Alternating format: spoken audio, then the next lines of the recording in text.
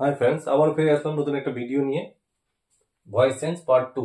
এর আগের ভিডিওতে আমি আলোচনা করেছি কিভাবে অ্যাক্টিভ থেকে প্যাসিভ আমরা করব, তার নিয়ম, তার হচ্ছে বিভাব।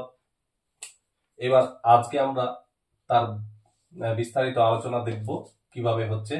আমরা আজকে জানবো অ্যাসার্টিভ থেকে। Assertive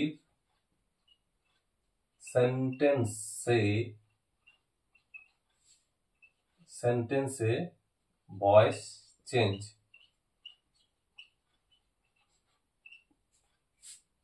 Okay, friend. Let's see the example. I eat rice. I eat rice.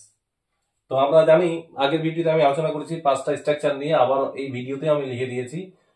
প্রথম হচ্ছে প্রথমেই আমরা অবজেক্টটা সাবজেক্ট করব, তারপর হচ্ছে বিভাব কোন টেন্সে কি হেল্পিং ভাব বসে আমার আগের ভিডিওতে আমি আলোচনা করেছি পার্ট 1-এ।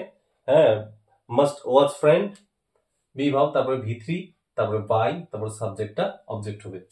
তো আমরা জানলাম আইটা হচ্ছে সাবজেক্ট, এটা হচ্ছে ভাব, আর এটা হচ্ছে অবজেক্ট।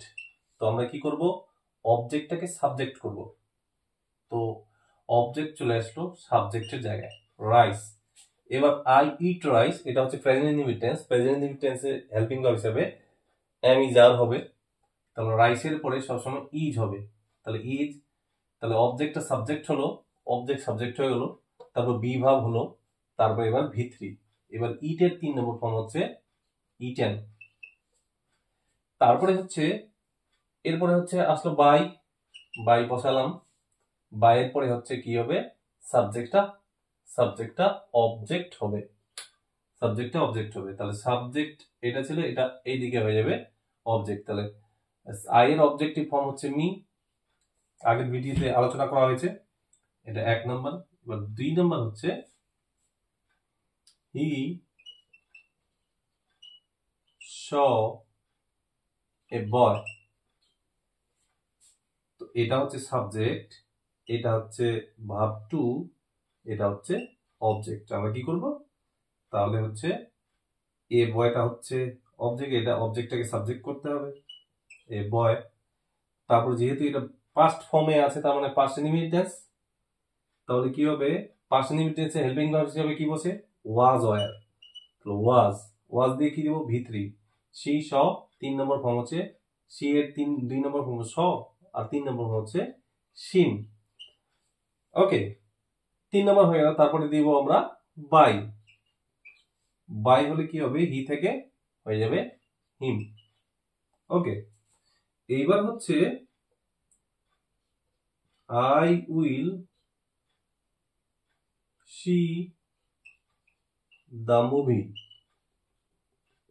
ওকে, এবারে বাক্যের মধ্যে মোডালের ব্যবহার আছে। মোডাল থাকলে দ্বিতীয় স্টেপটা চেঞ্জ হয়। বি ভার্বের জায়গায় কি হবে, মোডাল প্লাস এটা, এই 2 নম্বর স্টেপটা তখন মোডাল থাকলে মোডাল প্লাস পিই হবে। ওকে, তো আমরা প্রথমে অবজেক্টটাকে কি করব, সাবজেক্ট, দ্য মুভি। তারপরে মোডাল কি আছে, উইল, এর সঙ্গে বসবে উইল বি 3 নম্বর ফর্ম, এরপরে সিন, তারপরে হচ্ছে বাই আই থাকলে মি। ওকে ফ্রেন্ডস, এবার হচ্ছে 4 নম্বর, আই এম ড্রিঙ্কিং কফি। এটা কি হবে, তাহলে এইটা হবে কফিটা সাবজেক্ট, অবজেক্ট থেকে সাবজেক্ট করতে হবে, কফি হচ্ছে সিঙ্গুলার, এই জন্য কি হবে, এটা হচ্ছে present continuous tense. Present continuous টেন্সে হেল্পিং ভার্ব হিসেবে কি বসে, am being, is being, are being. তো কপির পরে কি হবে, ইজ, আর আইএনজির জন্য হবে being, is being. 2 number step হয়ে গেল। বা 3 নম্বর স্টেপ হচ্ছে V3।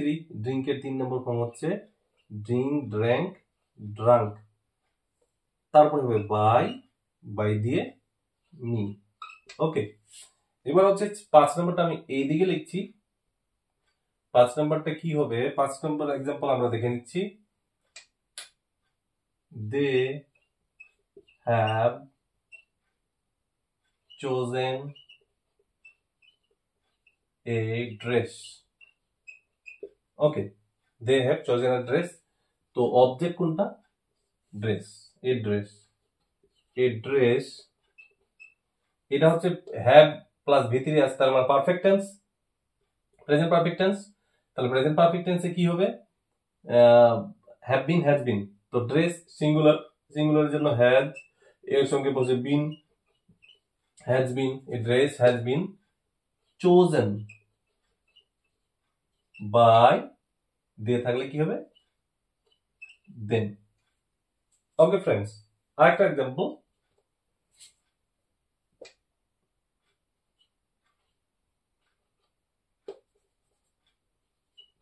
he was catching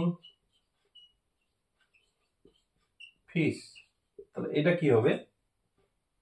fish, ফিশের পরে কি হবে? ওয়াজ, কারণ পাস্ট কন্টিনিউয়াস আছে। পাস্ট কন্টিনিউয়াসে হেল্পিং ভার্ব হিসেবে কি বলছে? Was being, were being. Was এর পরে বিং হবে, ওয়াজ বিং। ক্যাচের 3 নম্বর ফর্ম হচ্ছে caught, CAUGHT, caught by, he থাকলে him. Hope you understand friends. See you again with a new video.